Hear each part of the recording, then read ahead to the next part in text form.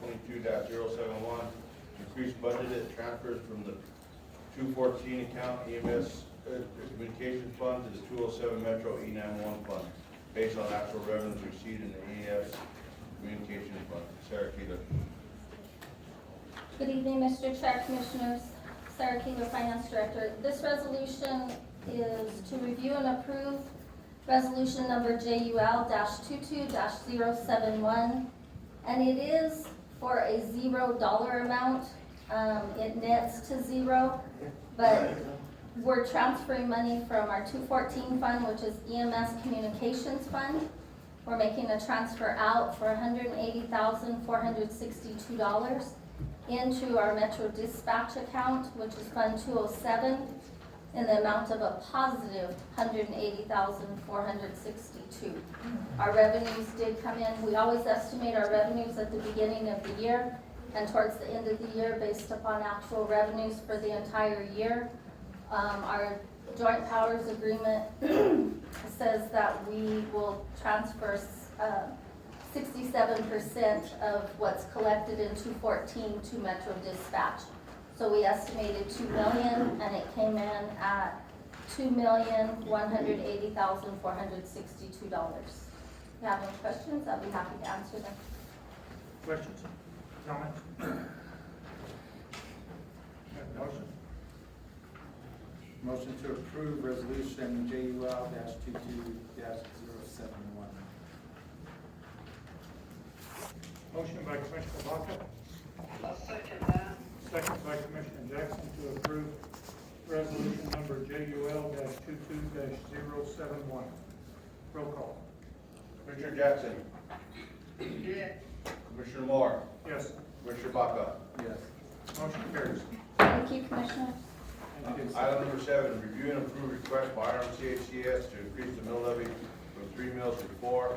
Robert Whitaker. Sorry, I apologize for, with all due respect, I just wanted to know whether, did we accidentally skip over the time for public comment? I apologize, I just didn't, we usually do the public comment before this section, so I just wanted to double check. We can have some comments after Mr. Whitaker speaks. Sorry? We will get back to you. Okay. We have Mr. Whitaker.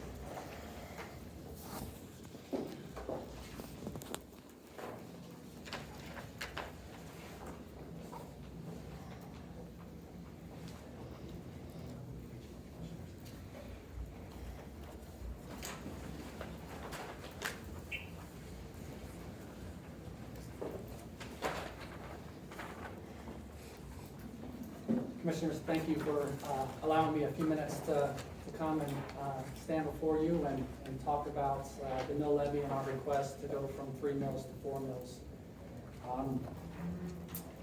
One of the needs that I put in front of you is specified in the lease of the hospital. The mill levy funds are used for very specific purposes, capital equipment, structural improvements, and payroll to RMCHCS employees. We have different funding mechanisms that allow us to purchase equipment and do projects. Some of these funding methods, just recently we've moved forward with replacing ER beds with IV pumps, with cardiac monitors, and we're looking at replacing some anesthesia machines. The reason we don't use mill levy funds for these things is because it doesn't fall within the scope of it, so we go to other places to do that. The 4th mill would equal, on average, about $900,000 a year for, 1 mill is about $900,000 a year for the hospital. And so that's what we're looking for. You see there's our capital plan for the use of funds for the 4 mills over a 3-year period. Another portion of this request is through the Pinnacle line of credit that the county helped us obtain. There is a minimum threshold required on the mill levy account as collateral against that line of credit, and so that's shown on your document there of what that is. as well as our current balance on our mill levy accounts. What's not included here, and things that are much needed are a lot of the HVAC and mechanical work.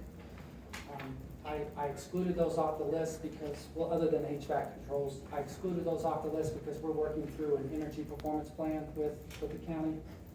And those items we're looking to source in a different way to make those improvements, and there's a lot that needs to be done with the facility.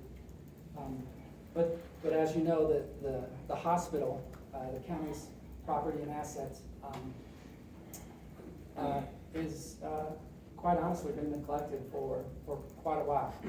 Projects have been put off, you know, when you have to make a decision whether you're gonna replace a piece of mechanical equipment or replace equipment in the OR that allows you to continue doing surgeries. Hospitals are gonna, forego a lot of that mechanical equipment, and we need to replace that. And so you'll have on there a list of things that we've identified that we need to do, that's part of the levy funds and those projects. Quick question on the notes on the bottom, the line of credit. That is what the balance is now, and also the current mill levy account, those are current balances? So down at the bottom, it shows the minimum balance required, right? We can't go below that. So the mill levy account cannot go below that number. Oh, okay. Right.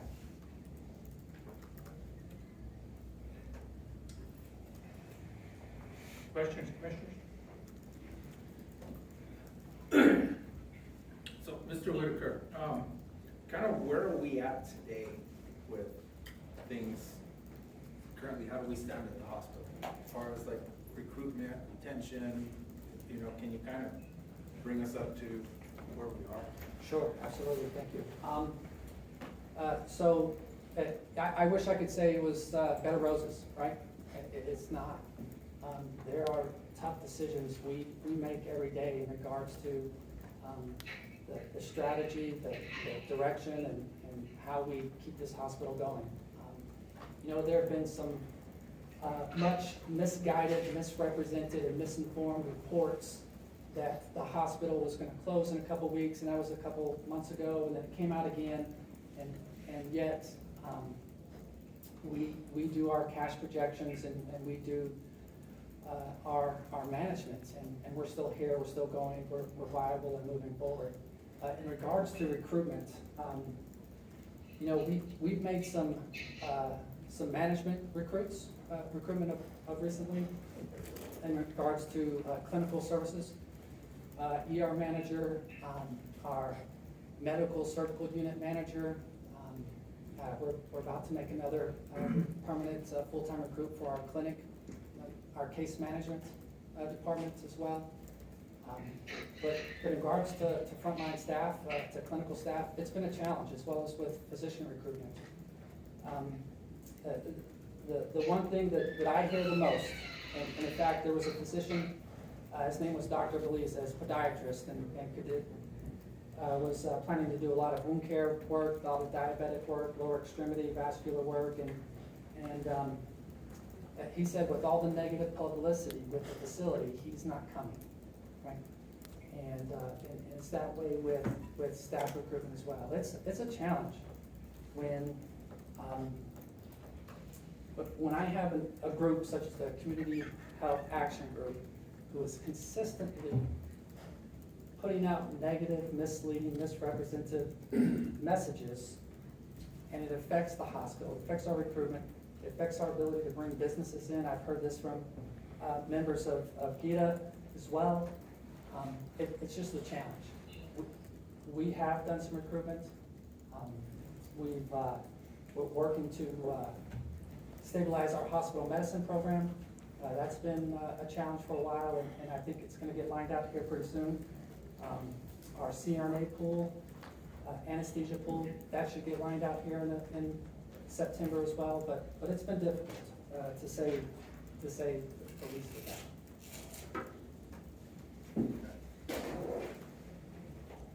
Any questions, Commissioner Jackson?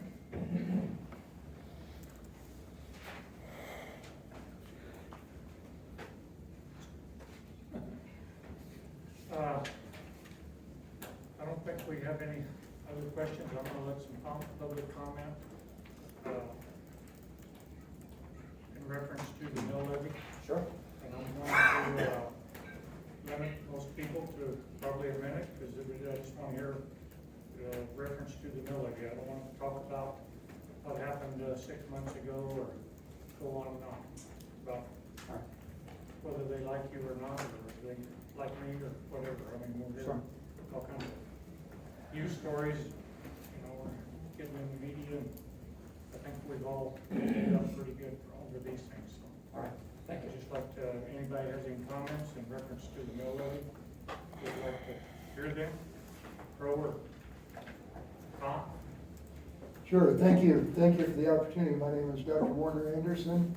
I'd like to mention that in 1989, I was the chief of emergency medicine at RMCH.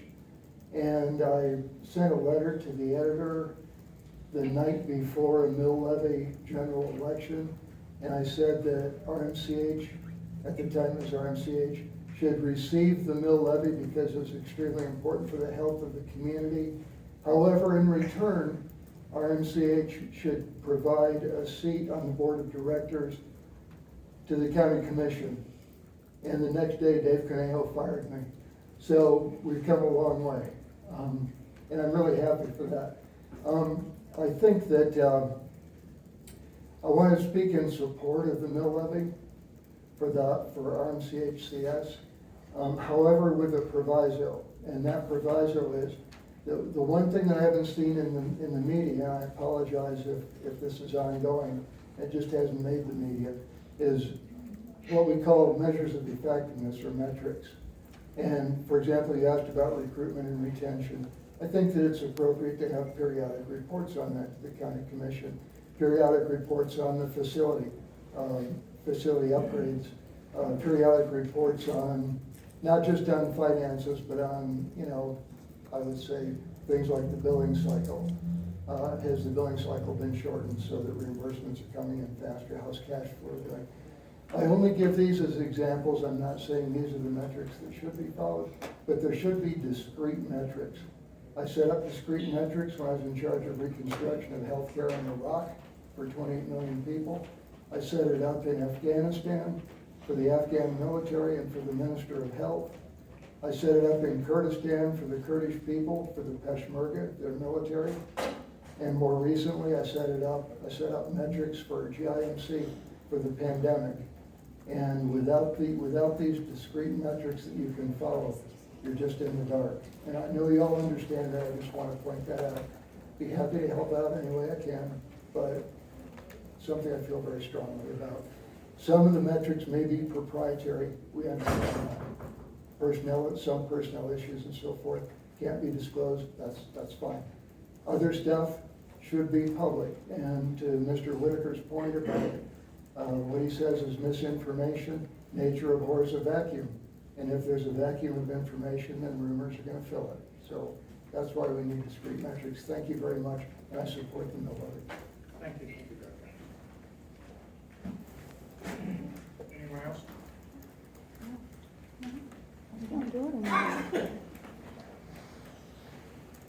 Thank you to the commission. I appreciate you giving the public an opportunity to talk. It's very clear that people are very concerned. And I am grateful for this conversation because clearly, it's taxpayer money, and what our concern is that it's being used to support an increasingly stressed hospital.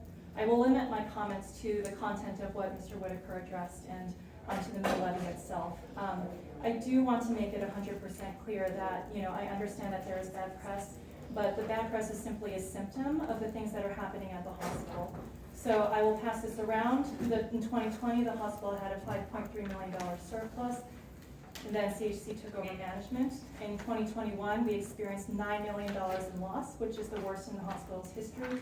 And this year, we are facing a $25 million deficit. The hospital CFO, Mr. Bondi, very straightforwardly and very honestly himself has said that this is attributable primarily to location volume and extraordinarily high labor costs. I hope that I do not Ms. misspeak. Lynn, Yes. you presented this information to us a Okay. couple of times. Well, then let me give you the additional new information because Mr. I Whitaker, would like to focus on our mill levy, that's what we're. I just want to address Mr. Whitaker's point about, and I say this because I do think that this data is helpful. Well, like I say, some of this information you've given to us. This is new information, I promise you, Commissioner Moore. So nationally, the rate of loss for nursing staff is 20 to 25% per year. And as I've told you, over the last 2 years, we've lost over 85% of nurses.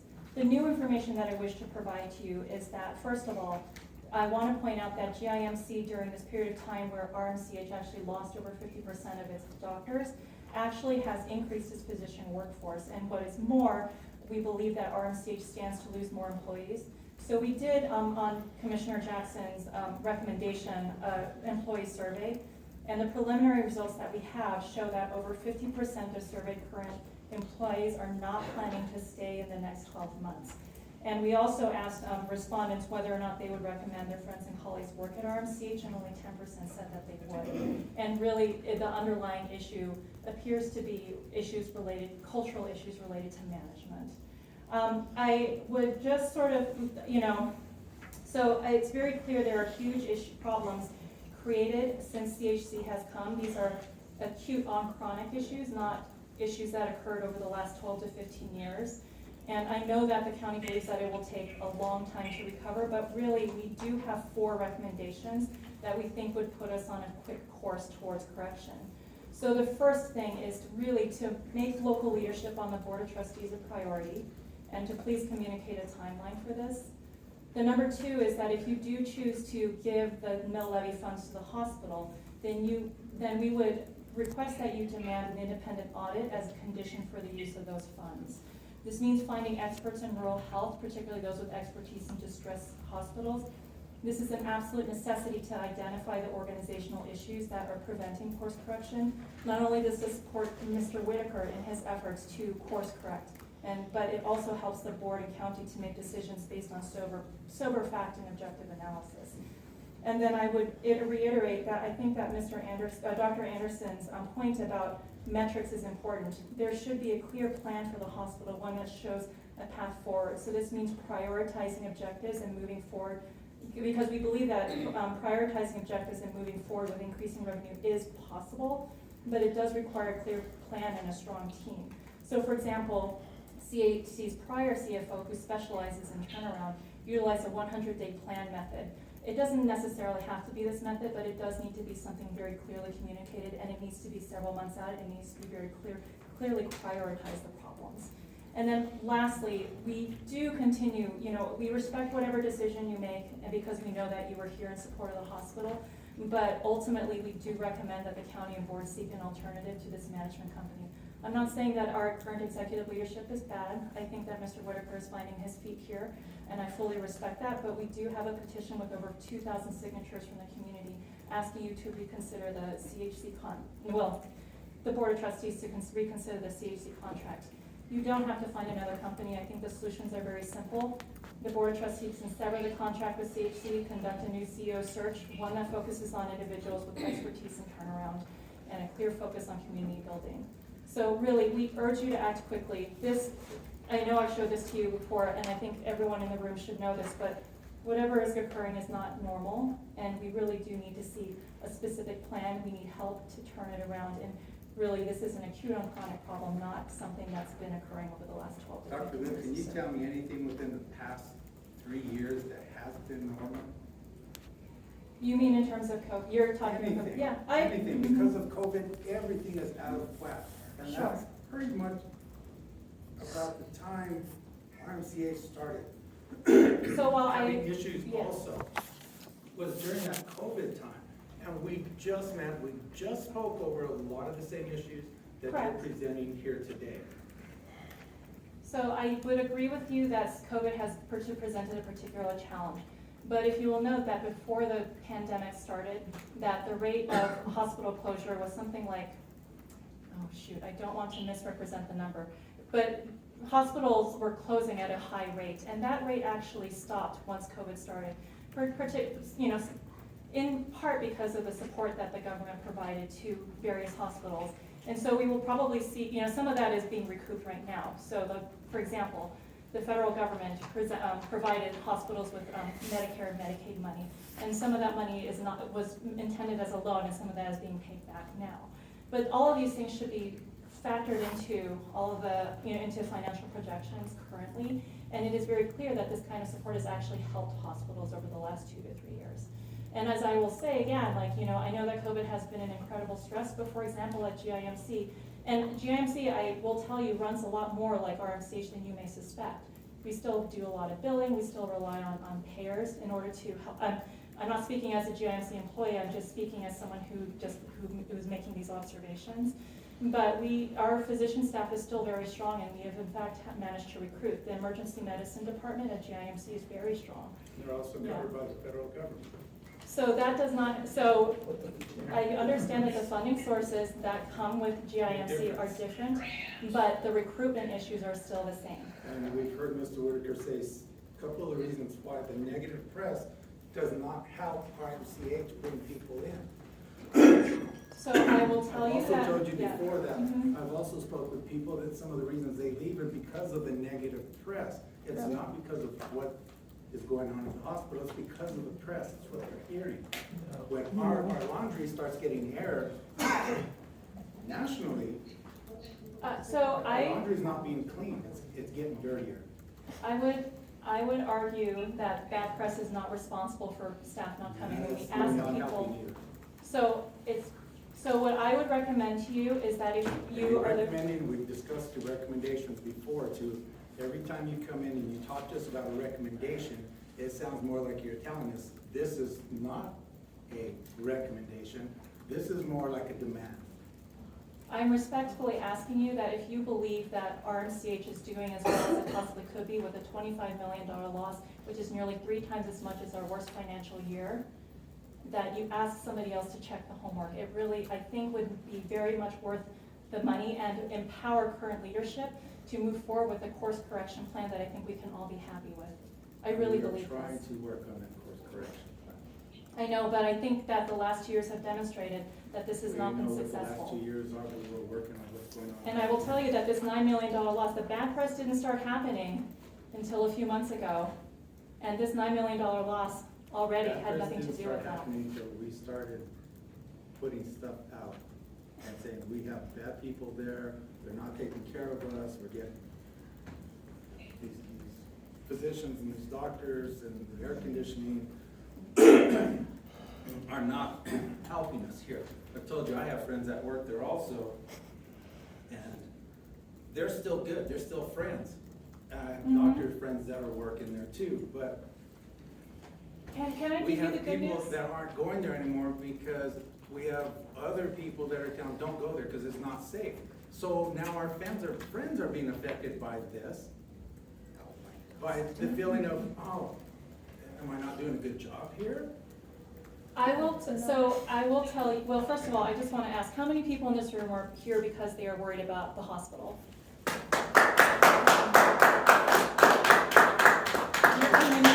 I don't know that Your most of the community is people here that are concerned. worried about the hospital have a personal agenda. That's not true. That's not true. ridiculous. That personal agenda is taking the hospital. We need help You're there. casting the. The reason why it's in the press is because you wouldn't do anything to How begin with. dare you? I know your Respectfully. husband Dare you? Yeah. is, your How husband is dare head you? of the union. He's not the head of the union, he's a union rep, and this has nothing to do with what I advocate for I the mean, you know, community. I'm not saying that's good. or Dr. bad. Sloan has A lot been of here for people have 40 years agendas as a physician, and he cares about this community. Bruce Foreman spent 30, 40 years of his life here serving this community. April Foreman is a teacher here. She's been here, spent her entire career here. These are people who care deeply about our community. Yeah. We're not here because we want the I've lived here all hospital to my life, fail. and I care about this hospital. I believe Then why are you that. doing it all behind closed doors?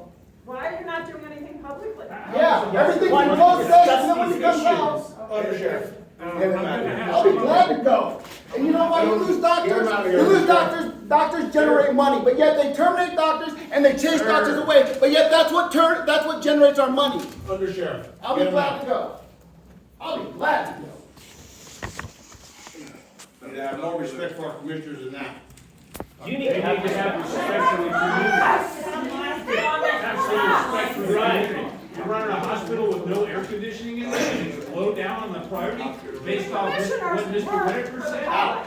Yeah, I figured. Thank you. Yeah, you're another punk. So, okay, I'll be back. I think that we're asking you please to listen to us because We are listening to you. No, you're not. As we've sat, you and I have sat talking. I know, and I respect that you did that. And we are looking at things, as I told you. We are trying to figure out what is the best solution here. And I told you, if we cut something now, that puts us in a worse predicament. Mr. Demas says I explain understand. the tentacles on these. I understand you are in a very hard position, and I'm not telling you what to do with the mill levy. I'm just telling you that if you are using our taxpayer dollars to support the hospital, I think just keep in mind two things. That as I told you, and I think you resonated with this analogy, we're just hanging the blood without identifying the source of the bleed, and I think we can agree on that. Our And I mill think, levy money is always audited. It has been audited. but Every dollar, where it goes. with what all it's due used for. respect though, I think that doesn't get to the root of the issue about how it's being used. And also it doesn't get to the root issue that there are certain, Mr. Demas said himself in the paper, there are many deep-seated issues, organizational issues that need to be corrected to move forward. And so what we're proposing is ways to support that, we think that you are right on that. And we are proposing ways to address that. I think that the second issue is that if it is mill levy taxpayer money, there are a couple of ways that you can very easily implement that in order to make that money accountable, so that the taxpayers have confidence that it's being used to good purpose and not just, as we said, hanging the blood, but actually being used to address the root causes of why we're in this situation today. And that's what we're. But it seems you're throwing to us our solution should be shut the hospital down. We did not say that. Absolutely not. If we get rid of CHC and Mr. Whitaker, what are we gonna do? I don't think that we are saying that CHC's management has failed. We're not saying Mr. Whitaker has failed. We want to support him. But we do not believe that as long as he is being supported by a structure that has failed us for 2 years, that he will succeed. We want him to succeed. We really do. We really do. He moved his family here to our community, and we welcome him here. We want him to succeed. We're giving you the tools to So help him do to we, succeed. and we're trying to make sure we can all succeed. So, yeah. And that's a very difficult problem when we have